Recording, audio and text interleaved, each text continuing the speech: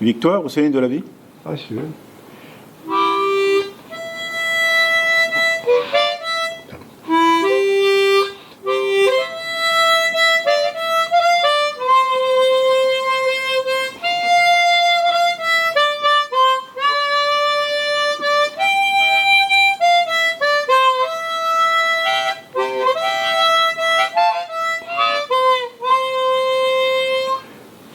Bonjour chers amis, vous avez au micro votre ami Samuel Cabot dans les traces du Christ.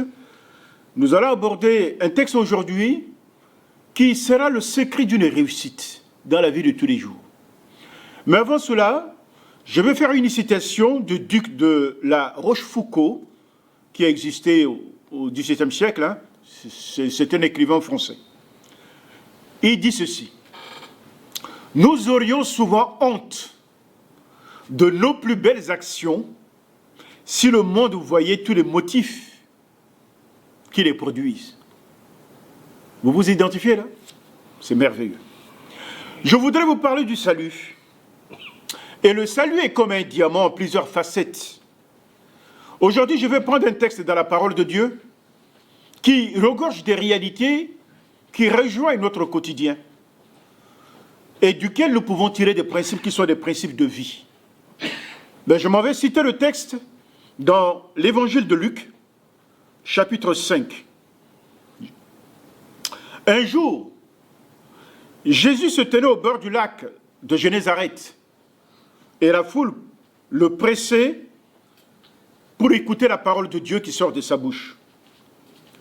Jésus monta alors dans l'une des barques qui appartenait à Simon et pria celui-ci de s'éloigner un peu du bord.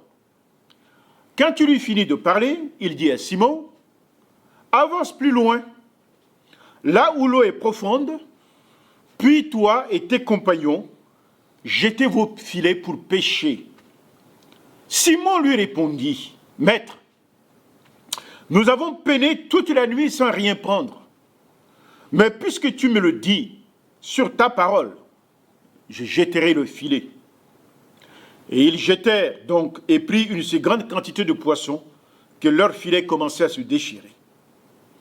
Ils firent alors signe à leurs compagnons qui étaient dans l'autre barque de venir les aider. Ceux-ci vinrent et ensemble et remplirent les deux barques de tant de poissons que les barques s'enfonçaient dans l'eau. Et quand Simon-Pierre vit cela, il tomba aux genoux de Jésus et il dit, « Éloigne de moi, Seigneur, car je suis un homme pécheur. » 5 points que je voudrais aborder avec vous rapidement à partir de ce texte. Ce texte nous montre la vanité de nos efforts sans Dieu. Nous pouvons peut-être obtenir un effort illusoire, mais au regard des valeurs divines, tout effort que nous consentons en tant qu'humains sans Dieu est infructueux. Et on dit souvent dans nos vies que la montagne a accouché du souris. On consomme beaucoup d'énergie pour peu de résultats. Alors qu'avec Dieu, c'est l'inverse. Avec peu d'efforts, le résultat est magnifique. Parce que dans le royaume de Dieu, tout fonctionne par la loi de la semence et de la moisson. Si je sème une graine aujourd'hui, je suis censé en avoir au minimum 30, 60 ou 100. Voyez-vous? Donc un effort humain, sans Dieu, parce que l'homme dit que je m'occupe de ma propre vie, je m'appuie sur mes propres efforts. Là, nous avons l'exemple de Simon, qui est un professionnel, et il a pêché pendant la nuit, il n'a pas trouvé même pas une sardine. Effort infructueux sans Dieu. Deuxième point. Construis toute chose sur la parole de Dieu. Lorsque tu t'aperçois que tes efforts n'apportent rien, et que tu sembles tourner en rond, change un peu de paradigme. Change un peu de manière de penser. Jésus te tend la main. Il a dit, vous qui êtes fatigués et chargés, venez à moi, je vous donnerai du repos. Celui qui me suit, il aura une vie abondante. Car je suis chargé pour apporter la vie abondante. L'ennemi ne vient que pour dérober et détruire.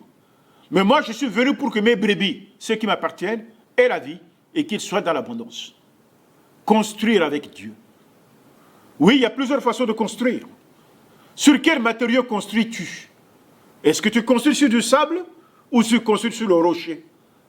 Construire sur le sable, c'est construire selon les principes humains, qui ne restent pas, éphémères. Mais construire sur le rocher, c'est construire sur la vérité, qui est Jésus le Christ. Alors tu as un fondement solide, quelles qu'en soient les circonstances. Troisième point, reconnaître notre état de pécheur. Là, lorsque Pierre avait reçu cette bénédiction à travers les poissons qu'il a recueillis, il a reconnu son état de pécheur. Il a vu la bénédiction que Christ lui a donnée. Il a vu Jésus-Christ. Il avait compris qu'il avait mieux à faire. Il se retrouve à faire un choix. Soit il opte pour la bénédiction que Jésus vient de lui donner, ou soit il opte pour Christ qui est le bénédicteur. Vous voyez son choix? Il a dit que je ne sais qu'un pécheur. J'ai besoin du bénédicteur, pas que de la bénédiction. Beaucoup d'enfants de Dieu, quand il est question de faire un choix, ils aiment les bénédictions. Mais les bénédictions, un jour ou l'autre, ça terminera. Mais celui qui te bénit, s'il est avec toi, non seulement il te bénira en permanence, mais c'est Jésus la vie. Pierre avait choisi Jésus. Entre la bénédiction et Jésus, qui choisis-tu? La bénédiction ou le bénédicteur? Écoutez-moi bien. Imitez Pierre. Choisissez Jésus. Il sera avec vous tous les jours. La bénédiction, un jour ou l'autre, ça finira. Et parfois, si vous ne faites pas attention, vous risquez parfois de transformer les bénédictions en idolâtrie. Les enfants d'Israël, sur l'ordre de Dieu, avaient reçu de l'or de la part de leur maître. Et cet or, tellement énorme, ils en sont devenus fous. Ils ont transformé à ce qu'on appelle le veau d'or, qui fait le culte de voodoo. Donc, avec une bénédiction même venant de la part de Dieu, nous pouvons le transformer en veau d'or, en idole. Même Abraham, qui avait attendu plusieurs années pour avoir l'enfant de la promesse. Et cet enfant est tellement adoré plus que Dieu a dit à Abraham, il faut bien qu'on règle une histoire. Donne-moi cet enfant. Il devient une idole sur ton cœur. Et pourtant, cet enfant est une bénédiction de la part de Dieu. Attention, que les bénédictions matérielles que Dieu nous donne ne se transforment pas en idole pour mettre Dieu de côté. Suivons le bénédicteur. Et le cinquième point. Vous serez une bénédiction pour les autres. Parce que lorsqu'ils avaient péché, il en a tellement reçu que non seulement il en a pour lui, mais il en a pour les autres. Tu es une occasion de bénédiction pour les gens de ta famille, de ta femme, de tes enfants, de ton mari, de ceux de ta famille, de ton entourage.